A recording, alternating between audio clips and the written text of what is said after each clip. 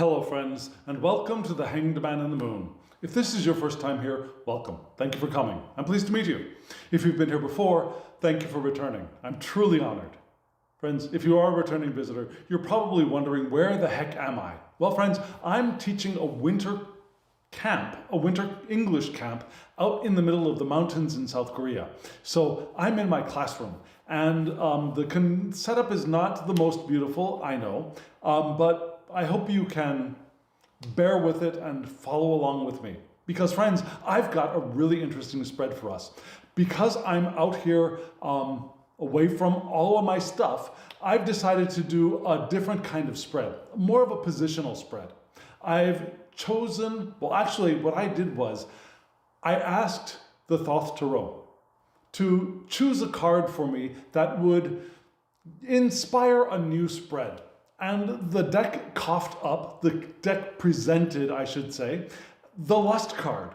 And so I created a brand new spread for me based on the Lust card. And I've got it all laid out for us. But before we look at that, I would first like to say thank you very much to everyone who has hit the thumbs up button and subscribed to the channel, because that really does help the channel, and it helps put the channel in front of the eyes of people who might otherwise not have the opportunity to see the content and might be interested in it. So you're helping other people as well.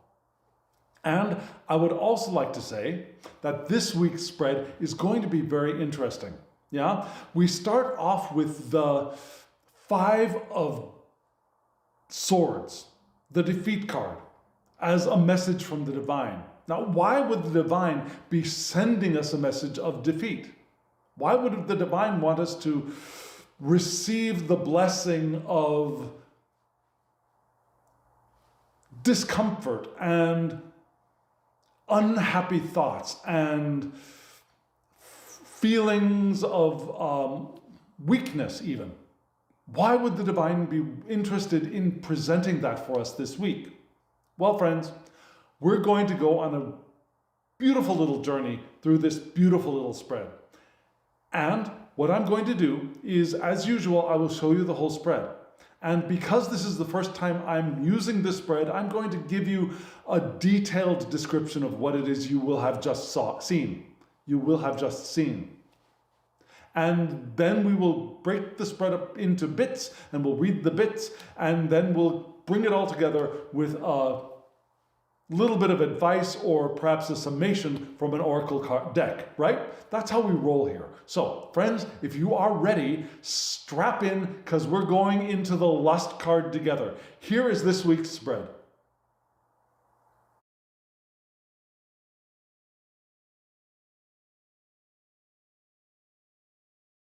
Friends, if you know me, you know that I like to pair decks, right? So I've got three different decks. One is an oracle deck, which you may have already seen. It's a deck based on astrology, based on the 7 visible lights in the 12 houses of the zodiac. It's a really interesting deck. It's called the Oracle of the Radiant Sun, and I highly recommend it. So I'll have a link to that in the description box below. There are also 2 Thoth-inspired decks. I don't have the Harris-Crowley deck out this time. I've got the Akasha Tarot, which was on the top, and I have a new deck for my library called the, now it's slipping my mind. I think it's called the Surfer of the Soul. There will be links in the description box below.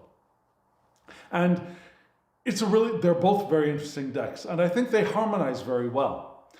But what you saw were 3 cards on, there was a bunch of cards on, how do you say that? There was a bunch of cards on the left of the screen, and there were 4 cards on the right, right? So on the left of the screen, the 2 sets of 3 cards are all in, this is a positional spread, is what I'm trying to say. And when we call a spread a positional spread, it means that each card answers one specific question. Yeah? So now, the cards on the left answer one question each, or respond to one topic each. The cards on the right, 2 cards respond to one prompt, one theme, one idea, and then the 2 cards on the bottom on the right were from the Oracle deck, and that will give us some advice. So we're going to start from the left. The 3 cards on top, and then the 3 cards on the bottom. Now the 3 cards on top, they represent the more heavenly, the more divine aspect of self. So, the lust card, drawn by Lady Frida Harris, if you recall, has 7 heads. Do you recall that? Yeah? And one of the wonderful guidebooks to the Harris-Crowley deck that I love reading, it's a series of 3 by Marcus Katz. In describing the lust card, Marcus Katz opens up those 7 heads, if you will. It doesn't open them up physically, but opens up the idea of those 7 heads as one head being that of an angel, one head being that of a saint, one head being that of a poet, one head being that of like a knight, one head being that of a temptress, and one head being a satyr. And then there's the lion serpent head, for it to be the 7 heads. So the 6 on the left seem to be interestingly very paired up to me, but I didn't want those gender stereotypes. So I modified those concepts just a little bit. We're going to keep the angel can be non-binary, it could be male, female, non-binary, whatever, right? The saint, same thing. Male, female, non-binary, perfect. Poet, same thing. Now, when we get to it was actually not the knight so much as the valorous man and the temptress woman, or something like that. So, instead of doing that, I decided to do something a little bit different. So the angel is going to be giving us the message from the divine. Yeah? The saint is going to be giving us our values. What is it that we value? What is it that we hold as important at this time? The card on the right of that, above, is going to give us the poet is our creativity. How does our creativity respond to all of this? What does our creativity moving us towards and helping us to communicate or to manifest in the world? Now below, instead of being like the brave man and the temptress woman, we're going to take out the gender roles and we're going to do our courage. What is our courage telling us? What does our courage want us to do, or what is the message from our courageous selves? The selves that is interested in going out and doing things in the world, right? With bravery. And then on the right, instead of associating the feminine with seduction and temptation, pull the feminine out of there and just do the seduction, our seductive selves. That which stays in perhaps one place and draws things in towards us. So on one side we have our courage and our valor that is going out and doing stuff, and then on the other side we have our seductive selves, which are drawing in and pulling things in towards us. Does that make sense? And then at the bottom, the satyr could be a male, female, non-binary satyr, right? So that aspect is our libido. Libido in the sense, not as much Freudian libido, but more of an Adler libido. Our power, our unconscious psychic powers, are not unconscious in the sense of like psychic third eye medium channeling selves, but rather our gut feeling and our animal instincts and that kind of power, or that kind of libido. Does that make sense? And then on the right, you saw 4 cards, yeah? 2 cards are answering the serpent lion, which is the manifesting part of the divine, the part of the divine which manifests the universe. So that part is going to be telling us the mystery of this whole spread. What is the mystery of this spread? What is it that is for us to sense in a mystical way, yeah? And then we'll have 2 cards from the Oracle deck, which will give us either advice or a recap of the spread. And that's the order we're going to read them in. Yeah, we're going to read the cards, the first 3 cards on top, the first 3 cards on the bottom, and then we'll do a quick rundown of the pairs, because I also think that the values and valor card match up nicely, the creativity and the seduction cards match up nicely, and the divine and the libido match up nicely. So we'll look at those combinations as well. And then we'll move on to the mysterious lion-headed serpent for the mystery, and then we'll go into the advice cards. Does that make sense? That's the order we're ready to read this spread in, and here we go. Here are the first 3 cards at the top of the spread right now.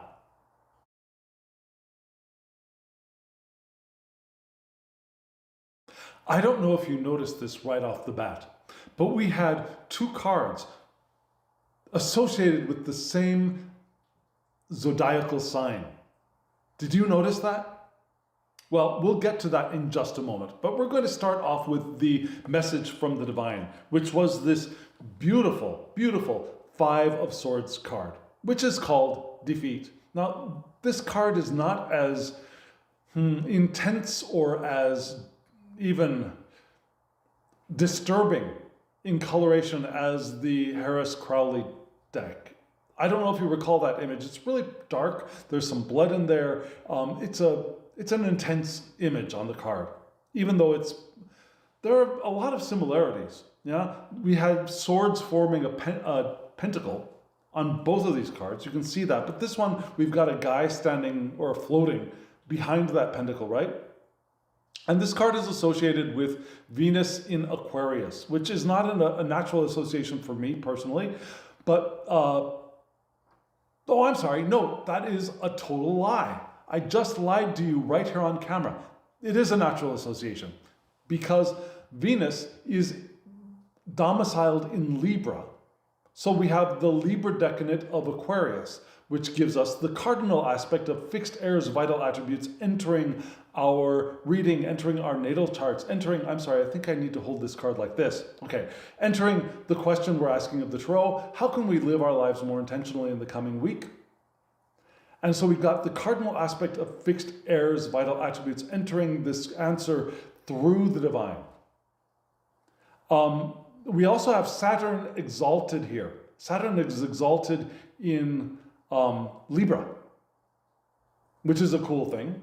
Now, because Saturn is originally domiciled in Aquarius and in Capricorn. And when we look at the pairings between the divine and the libido, that's going to be even more interesting. But we'll get to that in a little bit. Here, 5 of Swords. What is that? Well, we have the idea that our ideals have been or will be disrupted. Yeah, we'll feel loss of control of a situation, perhaps even. Which doesn't mean that we are actually necessarily actually defeated, but the things around us, the situation we're in, the things that we're working on are not living up to our ideal. They're not living up to what we had hoped for them or what we had envisioned for them. Whatever they are. They could be a relationship, they could be a creative project we're working on, they could be, like I am doing, working on helping students create a play performance here in a winter camp. It could be related to that for me. What is it related for you? What is it that your attention is going towards that might be on the verge of shifting into a sense that things aren't going as well as you had hoped? Now, that's something to start thinking about now. What is that topic for me? Now, we may have actually become passive. And from the outside, we may be seen as weak when this card appears. And it may be best to look for an escape hatch here. Look for an escape strategy. Find a way out if possible. Whether it means actually leaving a situation or finding a way out of a particular problem without having to actually leave the entire situation. Can you imagine that? Can you imagine finding an escape door to a particular problem within a larger framework of something that you're working on without actually abandoning the whole thing? That makes sense, yes? So maybe that's something we could think of. But apparently we're getting a little weak here, yeah? And our weakness is leading to a defeat. Especially if we're unable to escape that situation which is allowing us or is sapping our energy, or we're placing too much of our energy into that.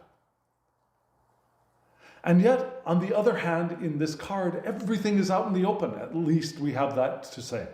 Yeah? There are no more secrets, nothing is in the hiding, everything is out in the open. And there may be a disparity between how the world is and how we are experiencing it. Our sense of defeat may not actually be valid. We may be seeing defeat where it doesn't really exist. Things may be seeming to be going in a way that is not matching up with our ideals because our perception is disturbed in some way. Or we could be thinking that everything is going well and yet it is not. So it's time to check our perception as well here. So we want to check our perception. We want to make sure that if there is a way for us to escape something that is sapping our energy, that we can do that as quickly as possible. If we feel a lack of control, a loss of control, we want to understand that and find a workaround perhaps, or take a step away before we actually give up our power. We don't want to do that, I don't think, especially not with this card. Now, Venus wants to create. In Aquarius, Venus wants to create with the mind, a forward-thinking mind. And that's the message from the divine. It's that we want to be doing this beauty and unifying creativity in the world, moving forward, and yet something is either pulling our power away from us, or our perception of what it is that we are doing, or that which is actually manifesting is not matching up with the reality of what is. And so we want to find ways to escape the danger of losing our power, escape the danger of being entrapped in something, and also reconsider what it is that we are trying to do. Right? That's what the divine is telling us. And we move into what our values are telling us. What is it that we want? What is it that is true for us? And we've got a beautiful card for that here. We had the 9 of Cups, which is happiness. That's what our values are. Our values are happiness and enjoyment of what is. Our values are teaching us that our dreams can come true. And those dreams are not necessarily lotto numbers, right? Our dreams, our dream is to create this work of art. Our dream is to create this beautiful relationship. Our dream is to help these children create a wonderfully entertaining and fulfilling presentation for the rest of their classmates, right? Those are our dreams. And our values are that those dreams manifest. And we have Jupiter here in Pisces, which means mutable water's vital attributes enter our world. Now, Jupiter is luck and it's fortune, and it's expansive in the waters of Pisces, in the emotions of Pisces. So, in this card we have celebration, to create or reward happiness. Yeah? We celebrate in order to either create happiness or we celebrate to reward our happiness. That's what our values are pointing towards. And we can admire the abundance that is around us, which might help to ameliorate that sense of defeat in the Five of Swords, right? We have fulfillment in our emotional lives for what has been accomplished. Wine, the wine poured out by Ganymede for Jupiter. We can think of it as that, yeah? That sense of relishing the joys and the pleasures of our bodies and the manifest, with Jupiter receiving the wine from this young beauty, Ganymede. True wisdom and self-fulfillment in perfect happiness are here. Now, we expand in our creative abilities. That is what our values are pointing us toward. That is what our inner divine, even, is pointing us towards, our North Star. It's pointing us towards happiness, towards enjoyment and satisfaction and celebrating all of those things that we have created and enjoying the celebration as a reward of the creation that we have done as well. That's the direction we want to be moving in. And then we have our creativity, which is interesting. And that creativity is also Jupiter in Pisces with the Knight of Cups. And the Knight of Cups, again, is, well, not again, but probably you already know, is the big daddy of the cups suit, right? And so it's fire of water. But with Jupiter being in Pisces again, we have mutable water's vital attributes entering our universe, entering the question that we're asking of the tarot. Now, here you can actually see at the very bottom, it might be very difficult for you to see, but here where my finger is, there is the hexagram 54. Crowley associated some of the I-Ching hexagrams with the court cards. So here we have hexagram 54, which is Kwei Mei. It's thunder over lake, thunder for fire over lake for water, which tells us don't put the cart before the horse. Don't get the order of things turned around. And that's what our creativity is telling us. Our creativity is saying, okay, but let's make sure we're doing things in the right way, doing things in the natural way. Yeah? We don't want the horse behind the cart having to try and push it because the horse won't be happy and the cart won't move very well. So don't put the horse before the cart before the horse. And it's interesting because that message is reinforced by Crowley in another way. The other way that he reinforces that message is don't let the tail wag the dog. Don't focus on something that is unimportant and let that shift the thing that is important out of whack. Right? We don't want to let the tail wag the dog means we're putting so much energy into something which is unimportant, and the thing that is significant and important is being disrupted, is the word I'm trying to find.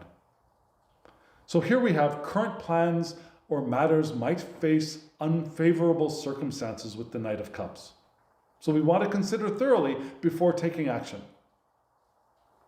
There's risk to both acting and not acting.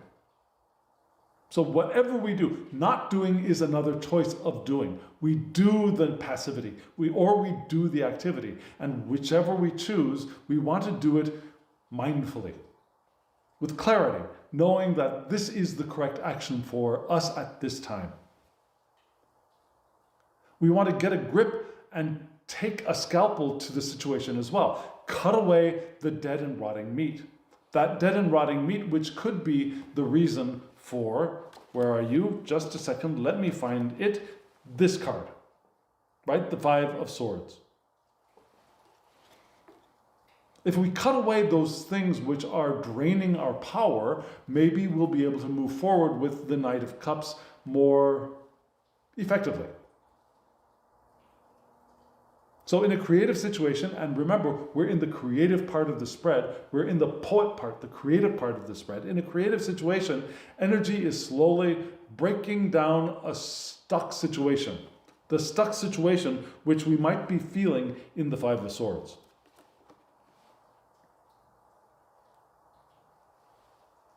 So now Crowley says, through forced innocence, careless optimism, and nostalgia, that stuckedness can be dissolved. Forced innocence, yeah? Kind of fake it until you make it, perhaps, pretending to not know, to be not world weary, pretending to be pure and naive in the best sense of the word, or assuming the stance of naivete. Yeah? Also being very optimistic, something that the Nine of Cups card is perhaps also pointing towards. So we let our emotions point our way through the difficulties that we're experiencing here in the Five of Swords. Now we let our joy and, our celebration and creativity to help us to dissolve that thing which we may feel the need to escape. And maybe that's the way of finding our escape hatch, is through satisfaction, through deliberate, consciously choosing satisfaction, consciously choosing celebration, consciously choosing to act from our gratitude, from our appreciation, from our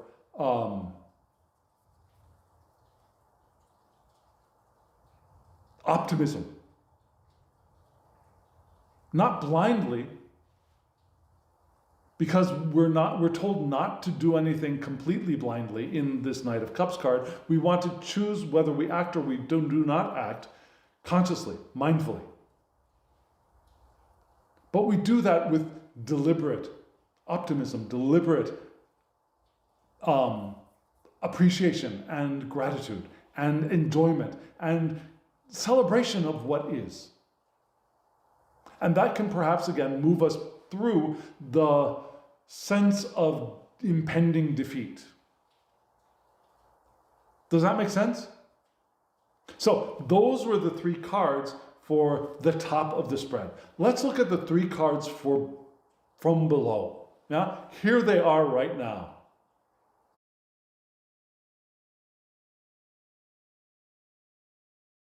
Here in the section below, we had in our valor section, our courage, the Ace of Cups, the courage to love, perhaps.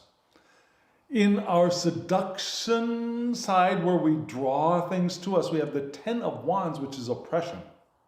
And then in the libido, the animal power that we own from within, we had the Two of Discs, which is change. So we had water and fire above, which are elementally ill-dignified, right? So, and interestingly, those ill-dignified elements, water and fire, were from the opposite ends of the deck, right? We have the Ace and the 10, opposite ends of the pips. Ace, water and fire, opposite ends of one of the bars of the elemental arrangement, if you will. Yeah? So we have these two cards are in conflict. Our valor and our courage with the Ace of Cups is ill-dignified with our seductress Ten of Wands.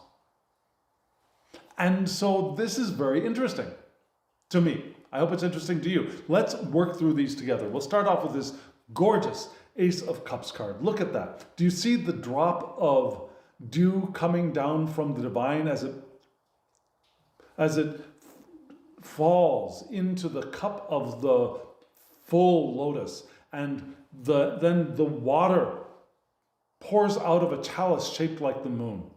Just a beautiful, beautiful image, isn't it? And the Ace of Cups is the root of the power of water.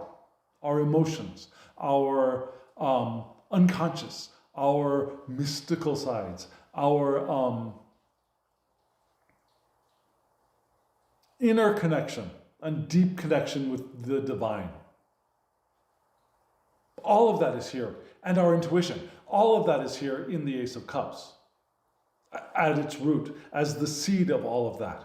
So we have fertility, productiveness, beauty, pleasure, and happiness here in our valor. A very romantic, valorous side of ourselves, right? And we're called here to pass on the love we have. Boundless possibilities of creation are possible as we pour out the love that we have within us upon those around us. We want to make use of each pleasure while it is available as well, because those pleasurable moments are not eternal. I was going to say infinite, and that probably they're not that either, but they're not eternal. As we are having these human experiences in this temporal 3D universe, those pleasures are temporary in the temporal. So we want to be sure that we take pleasure in those, that we make use of the pleasure. And the potential of water to be able to transform itself into blood or wine, into the spiritual. The water transforms itself into the lifeblood of ourselves and into the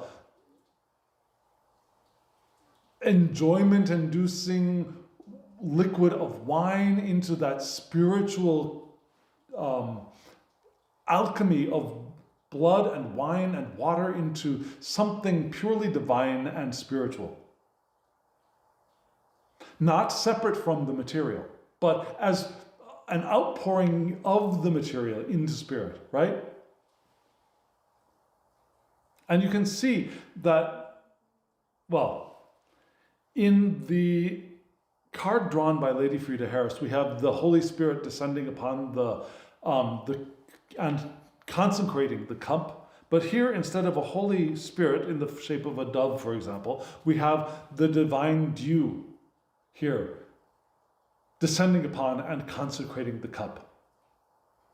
Now, the creator of this beautiful deck, when describing the Ace of Cups, also points towards the rewards and the perils of love. That love is wonderful and beautiful and all of that, but it can be rewarding and it can be perilous. And the author and creator of this deck wants us to recall that there is peril in the Ace of Cups as well. So we, as a bit of an echo of the Nine of Cups card, here we take pleasure in the moment that presents itself. We pour out our love from within to feed those around us. And that pouring out of our love also pours out of us the water and wine of spiritual blessing. The wine and blood of spiritual blessing and sacrifice as well. And that's all here in this Ace of Cups. And that is what our valor is calling us to do. We are bravely, boldly called to share our love, to celebrate that which is, and to make use of water to transform itself into the spiritual power of blood and wine. And if we can do that, of course, that would certainly help us to regain the power that we've allowed to be sapped from us with the Five of Swords.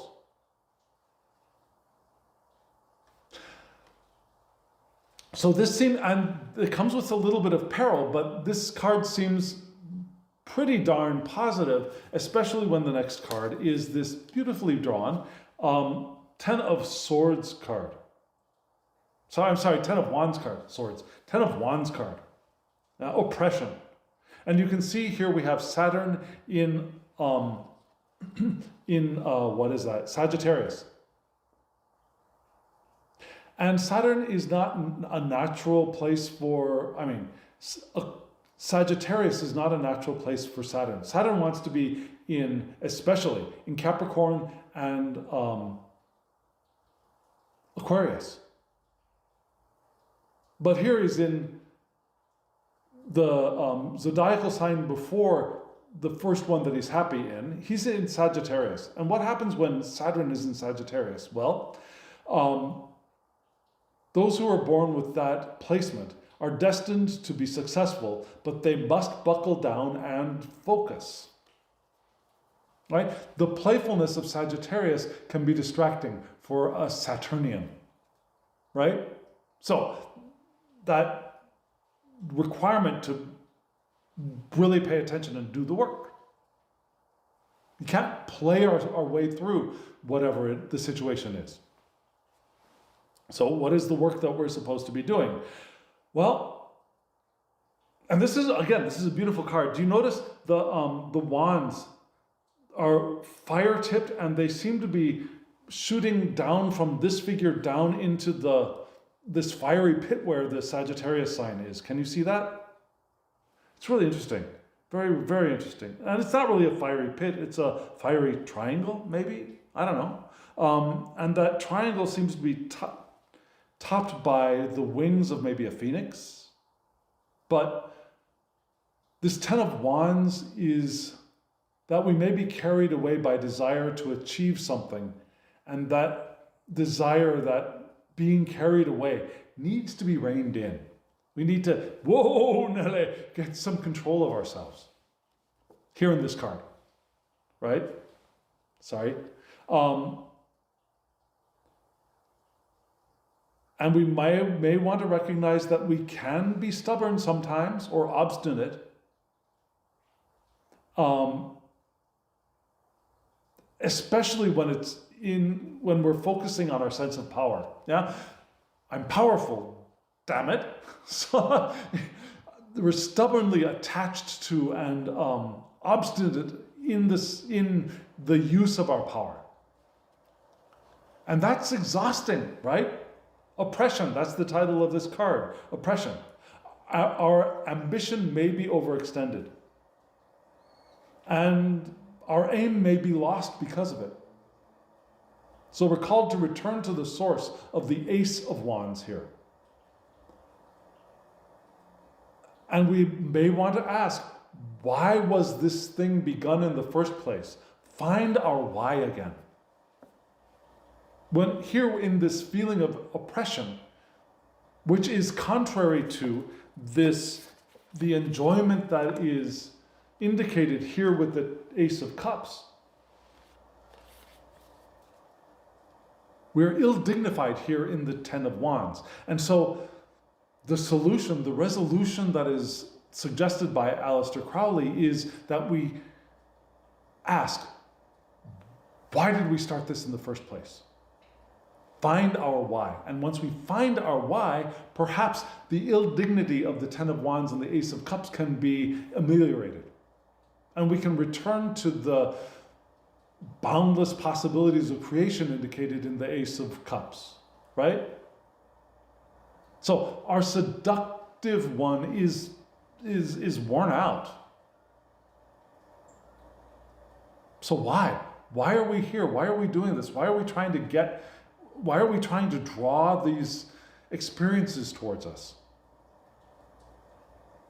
Which is living the intentional life, right? We open ourselves to the power of intention. We allow ourselves to move in the direction of the experiences we want to have in the world as we evolve to become the ones who have those experiences.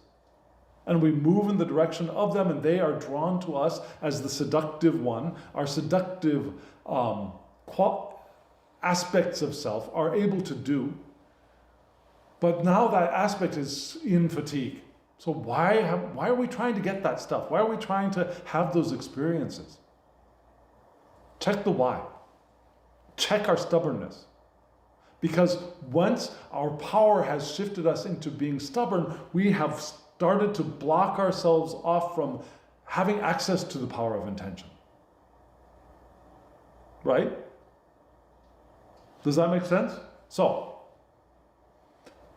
beneath these two cards, beneath the Ace of Water and the Ten of Fire, we have the Two of Earth, the Two of Discs, which is where? Which is change. And clearly we desire something to change, right? Especially since we've got this sense of defeat making its presence known from above, from the divine. Our inner instincts, our inner animal beast, our libido is calling for change. We want something to change.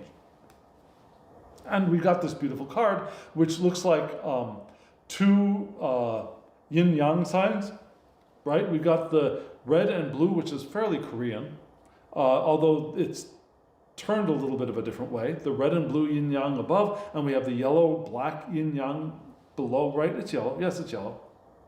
And we also have Jupiter in Capricorn.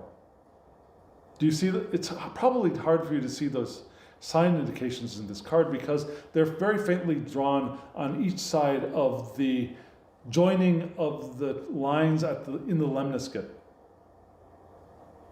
which looks like a number 8, a figure 8, right? So we have Jupiter in Capricorn, and that is not a natural place for Jupiter to be for me. And yet Capricorn is the natural domicile for Saturn, which is interesting. So people who have Jupiter in Capricorn are conservative, they're mature, they're driven, and they're very confident. Crowley says the good fortune of Jupiter is limited here. Jupiter aligning with the wheel. Yeah, it's the wheel, which is card number 10, Atu number 10, right? Jupiter is aligning with that Atu. And it says that change, but within the existing limits created by Saturn.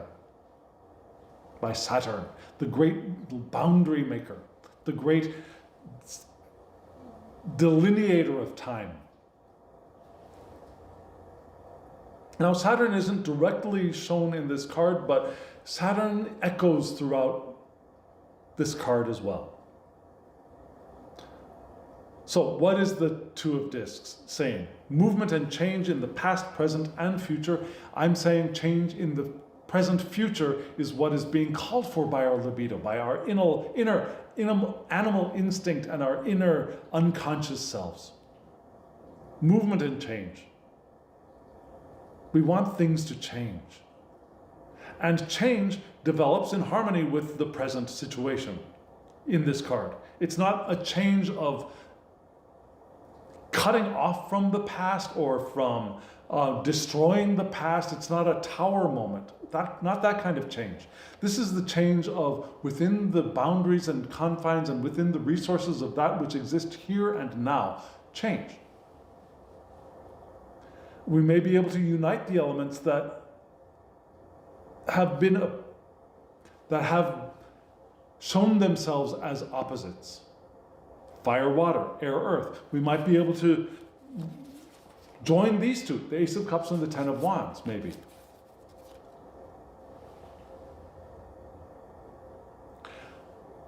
We may be able to join with people who we've thought as being opposite to us. We may be able to join expectations which seem to be dichotomous and that we would have to choose one or the other over one. And yet here we're asked to join them to create change, to create the third, right? This and that together creates the third. Join aims, which may have seemed divergent. Join the aims and maybe we'll get a brand new aim, like the Three of Wands in the Smith-Waite deck. So change of spirit into matter is possible. Change of matter into spirit is also possible. Also reminiscent of the Ace of Cups. Yeah, water transforming into blood or wine, and then the reverse, blood and or wine retransforming into water, into the purity. And that being a spiritual transmutation. Now,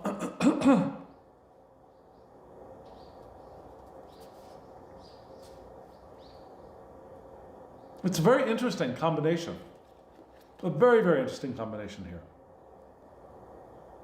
So what is this telling us for our more manifest, our more human physical sense? We've got, on our valorous side, we've got this desire for fertility and productivity, to enjoy the pleasures of that which is, and the call to bravely share our love with those around us. While on the other side, our seductive powers, our seductive selves are tuckered out, are fatigued, and we're asked to ask ourselves, why are we doing this in the first place? Because if we know our why, we'll be able to move beyond the oppression that we're feeling in the Ten of Wands.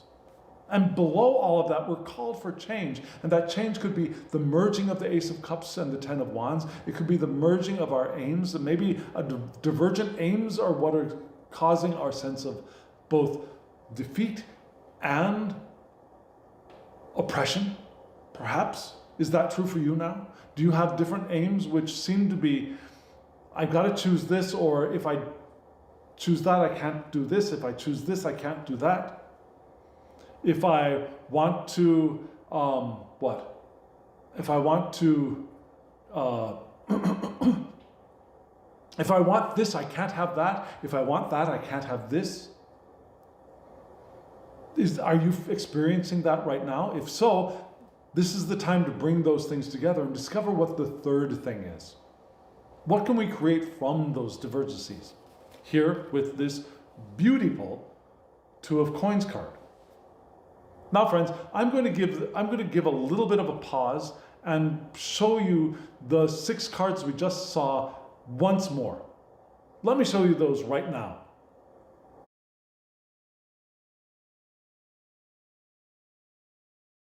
Friends, now, I'm going to be reading top and bottom. So, we'll start off with the divine and the satyr, the angel and the satyr, our divine message and the message from within, from the instinct and the libido from within. It's a joining of both of these messages that will carry us forward. And we start off with, where are you? What are you doing? This is not the one, this is the one. Okay, so we start off with these two. The 5 of Swords and the 2 of Discs, right? Let me hold them up for you. Right here. The 5 of Swords and the 2 of Discs. This was above, this was below. Can you see both of those? I hope you can. So what is this telling us? Well, it's telling us that in response, perhaps, to the feelings that we're moving in the direction of defeat, that we are losing our power to something, that we may want to find an escape route, and maybe the call to get out of town might be getting louder. Maybe we're feeling weaker. We may be not seeing the world actually as it is. And maybe that's where our sense of defeat is coming from, or maybe we're not seeing the defeat that is on the way. And so the call from within is to change, right? The call from within is to change. It's to, now, okay, what am I, oh yes. Ill dignities. Air, earth. These two are ill-dignified. Air above and the earth below. They are ill-dignified. They are in conflict. So this sense of defeat from the 5 of Swords is, our inner voice is not in alignment with that. And our inner voice is just saying, let's change. Let's fix this. Let's bring stuff together so that we can get over it, to get past it, to get beyond it, to discover something new. And we want to change not by escaping in this card, we want to change by being within the limits of where we are, who we are, the time, space, environment that we are in. But doing the alchemical work of combination to create the new. And that will be the change that is called for. So which are we going to listen to? Are we going to listen to the voice of, get out of here, get out? Or are we going to listen to, let's stay here and effect change? That's an interesting question. That's a very interesting question. Sometimes escape is the right answer. But sometimes staying and doing the alchemy of the moment is the right answer as well. It's difficult to do both. It's very difficult to do both. And these two are, like I said, ill-dignified. Ill-dignified. Which do you think is the best? I tend to lean into the two of discs personally. Now, another thing that's interesting, Saturn, right? The Five of Swords it's Aquarius, right? Yes, there it is. It's Aquarius down there at the bottom. The Five of Swords is Aquarius. The Two of Discs is Capricorn. Aquarius and Capricorn, they're both on the same end of the zodiac. They're both domiciles of Saturn. So we've got a little bit of Saturn power from above and below, of limitations, of rules and regulations and boundaries and time. Both for our benefit and for our discomfort in these two cards, right? So the next two we're going to look at, what are they going to tell us? Well, our virtue and our valor together are very well aligned.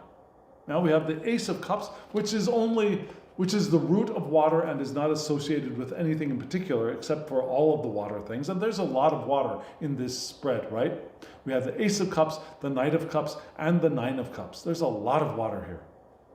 And are we going to see more water later? No, we're not. That's the end of the water. But still, that's 3 cards of water in a relatively small spread for me. So we had these 2 water cards. We had the root of water and emotions, exuberant. Yeah?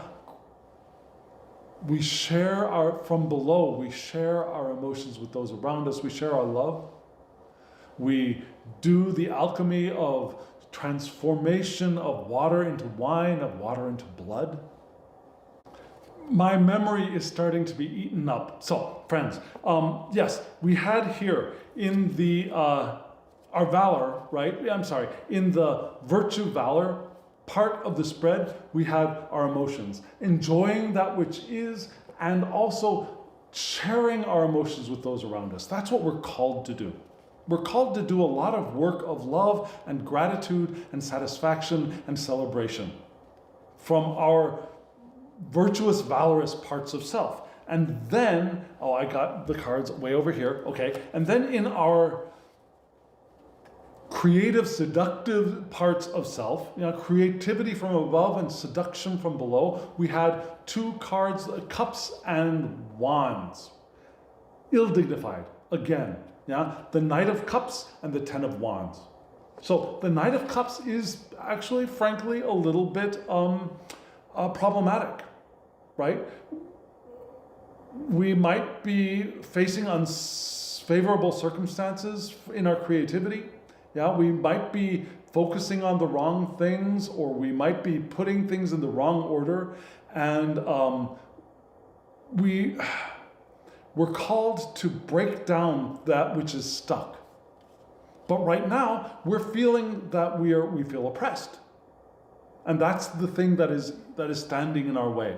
And so we're asked to think, why did we start this in the first place? Why are we doing this in the first place? Why are we in the relationship? Why are we doing the work? Why are we doing this job? Why are we on this vacation? Why are we, what is our why? and that Y will perhaps solve the problematic issues within this and in this, right? That makes sense? Okay, so friends, we're about to take a look at the mystical element of this spread. Now, this is the first time I've read this spread, you know this. Well, first time I've read this spread publicly. And so I'm not really sure where this is going to go, but let's see where it's going to go together. Here we are in the lion-headed serpent with the mysticism, the mystery of this spread. Here it is.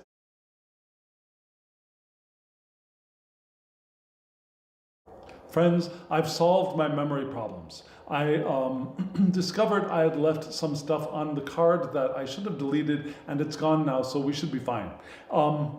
Yes, we are here in the mystery section. Now, not the mystery date, not that kind of mystery, but the mystery of the lion-headed serpent, the mystery of perhaps even Sophia, the mystery of the divine in the manifesting form.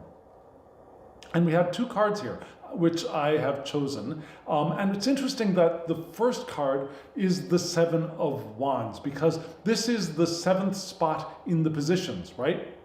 Now, 3 above, 3 below. And then this is the seventh card, being the Seven of Wands. And this whole spread is based on the 7 heads of the Lust card, which is number 11, but still, it's the 7 wands in that spot, which is really, really interesting. And you'll see that instead of 7 heads, we've got a head with 7 wands on it here, in this beautiful card, being the card of valor, which gives us Mars in Leo, right? Mars in Leo? Yes, yes. Which tells us that we have the cardinal aspect of fixed fire's vital attributes entering our world. And here the sun is exalted in Aries, because the sun is the sun is naturally domiciled in Leo. So the Aries decadent of Leo being the 3rd decadent. So we've got an exaltation of the sun for Leo in Aries, which is kind of like matchy-matchy, right? Mars is usually in Aries, the sun is in Leo, but here we have Mars in Leo, the sun in Aries. Kind of cool. In this beautiful card of the red lion with the 7 wands of fire around its head. Beautiful card. And so in this card we are sometimes so taken with the energy of the battle, we are not really paying attention to the damage we're causing. Yeah? And it might even be an unwinnable fight. We're so wrapped up in the fighting of it that we're not paying attention to the consequences of what we're doing or whether we could even win in the end. That's the kind of valor that this is talking about. Not the valor that we were talking about for the second position of this spread. No, I'm sorry, the 4th position of this week's spread, which is the going out and being courageous and doing stuff. But this is valor for the sake of being valorous. It's individual bravery. Relationships are possibly pulling themselves apart here. When we wanted to join things together in the 2 of discs, here things are pulling themselves apart. And it might be too late. It might be too late to rally the forces. And it's time for every person for themselves. Yeah, if a battle is lost, it's because of poor decisions in the past. There's nothing we're going to be able to do about it now, according to this card. So we're suggested that we get what we can get while we can and then retreat. Very reminiscent of the 5 of Swords card, right? Which is, might be time to find an escape hatch. Well, this is saying, it might be time to get what we can get and get out of the battle if there's a battle raging. But there might not necessarily be a battle raging out there. It could be a battle raging here, within ourselves. And there are some things that are pointing to that being the case, that we are conflicted with ourselves. And we need to find out why we're doing this. And find the thing that is the most beneficial and do that and stop fighting. Get out of the battle. Because it looks like it's unwinnable. And we're so bent on fighting the good fight that we're not paying attention to the consequences of what we're doing. And that is paired with what? With this beautiful card of the Aeon. Now this deck is really very, the artwork is not Lady Farida Harris's artwork, but we've got a lot of the same ideas in this deck. You see Nuit at the top. Nuit is the goddess of the sky in the Egyptian mythology, well, in the ancient Egyptian lore, religion. So we have Nuit there, we have Horus, we have baby Horus, we've got almost all of the elements of the Aeon card from the Harris-Crowley deck in a very new shape and color and beauty. It's a beautiful deck. I love this deck. And the Aeon card gives us the path from Hod to Malkut. Hod being our, it's sometimes called splendor, but it's also sometimes called surrender. And surrender is the one that I tend to lean into, surrender, where we surrender to what is as a way of overcoming obstacles. Not in surrendering to what it is as I give up, you do whatever you want, I'm now powerless, and not that kind of surrender. The surrender of I lay down my weapons and I flow my way through whatever obstacle there is. Through, around, over, under, yeah. I find a different path. I surrender to what is and I move through. That's what this card is pointing to me, for me. And it is associated with fire, the element of fire. So it pairs up nicely with the Wands card, right? And it's associated with the Hebrew letter Shin, which is a tooth or teeth, in the sense of something that we bite onto and hold onto with, right? It's also a card of faith. Friends, the camera cut off when I didn't notice it. So let me see if I can finish up what I had said about this card, which was, we were talking about the association with Shin, the Hebrew letter Shin, and the steadfastness, right? And it's also being associated with Laguz. Laguz is the rune for lake and water. It's our dreams and the unknown or the hidden. It's our unconscious.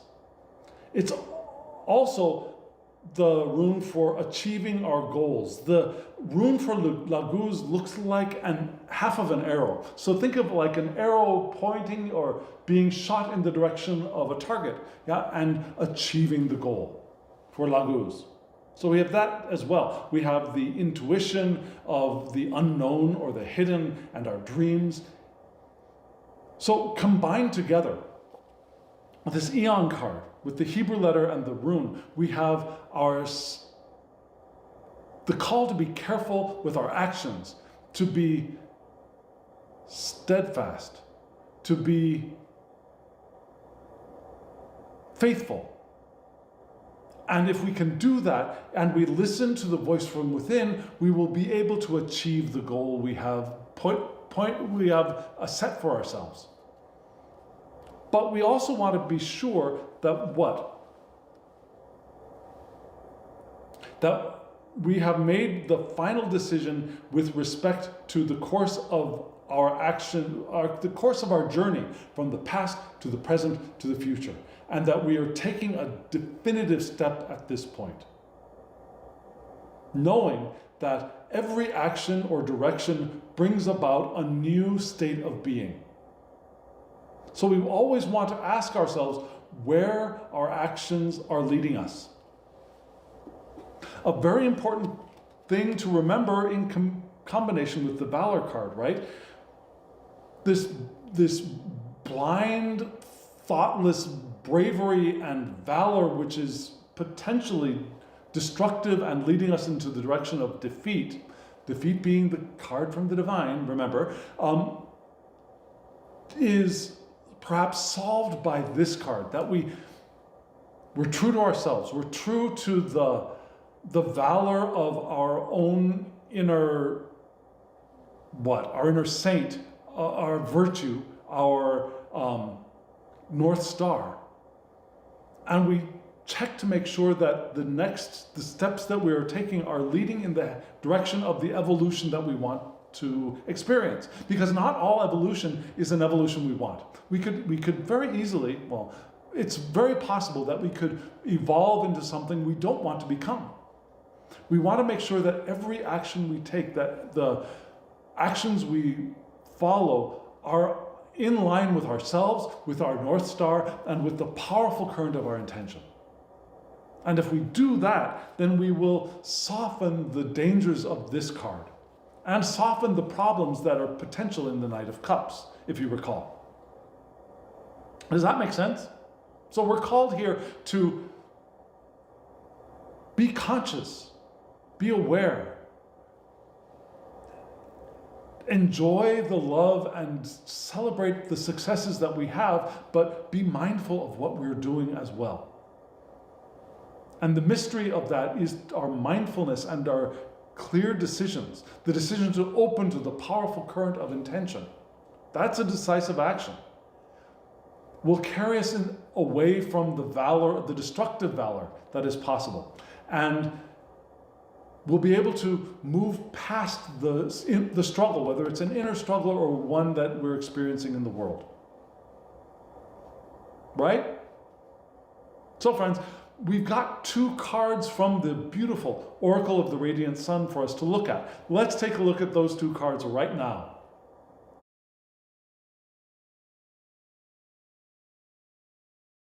You just saw the two cards for advice or maybe summation or summary from the Oracle deck. And you saw from left to right, we had defense and protection. Keywords couldn't be more in alignment if I were to have selected them. Intention, of course, intention did bring the cards out for us, but if I had gone through and chosen the cards by what looked like they would go good together, go well together, right? So we've seen this defense card before. We have 3 mounted warriors there. They take a defensive stance against attack.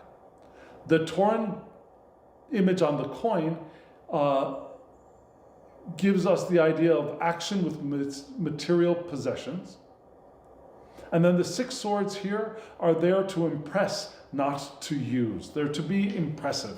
So we've got this card of taking a stand, defending, but we've also got rewards for our actions, and we are also willing to show off what we've got, which is wonderful because we have Mars in Taurus. Taurans like the stuff around them. They enjoy the physical universe and they enjoy the pleasures of the material. And Mars is there to, let's get this thing started, right? So what is this telling us? This is telling us that we may have to defend something we value. Sorry, yeah, no, this is right. We may have to defend something we value. There are some romantic aspects indicated here because of Mars. Yeah, Mars is in the home of Mars's partner, Venus. Venus is naturally domiciled in Taurus, right? So we can see the potential in ordinary things here. And we can transform them with slow but continued encouragement. Transform the common into the extraordinary. Transform the everyday into the object of unique value. And our profitable actions are indicated as well. That our value can increase as well. So, it's called the card of defense, but we have the potential to expand here. Mars in Taurus is able to expand. And now we may have to defend what we have, but we can make use of what we have as well and make what we have into something extraordinary, of value, and gain profit from it, which is wonderful. And then the next card here is one that is new for us, I think. It's a beautiful card. You see the mother and child. Below the mother and child, there is a tiger. And above the mother and child, there is the moon. Because this is the moon in Aries. So the gentle mother there dotes on the child. The moon above and the tiger below show the immense and instinctive protective power of the mother. So, protection. Can our care and our sympathy for another doesn't leave us vulnerable to manipulation. We want to be careful of that. Sometimes we were called to pour out our love on others, but we want to make sure that that doesn't leave us open to being manipulated. Especially in the coming week, which was possible, right? In this Five of Swords. So, yes, our care is wonderful and beautiful, but we want to be sure that it doesn't open the doors for the invaders to use us for their own purposes. We may need to protect our position in the world. We may feel the need to respond emotionally and immediately to a situation. But we want to be careful of how we respond, right? Maybe we'll feel moody, or we can feel a little changeable. Maybe we can be very impressionable now. Yeah? So we want to notice what our intuition and our gut are saying to us, because they'll probably allow us to recognize if we're being manipulated, if we're being taken advantage of, if we've opened the doors to the thieves, which is possible because we have stuff that is